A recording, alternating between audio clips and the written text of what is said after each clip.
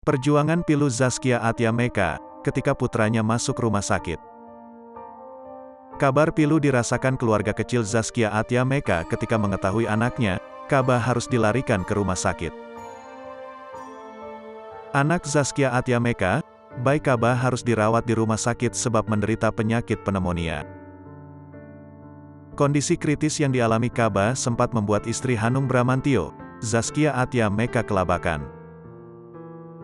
Mengetahui apa yang dialami Kaba, Zaskia awalnya tak menyadari bahwa anaknya saat itu menderita pneumonia. Zaskia mulanya mengira penyakit asma yang diderita Kaba kumat. Maka dari itu, Zaskia merasa tidak begitu khawatir akan hal itu, sebab telah berpengalaman melakukan pertolongan penderita asma.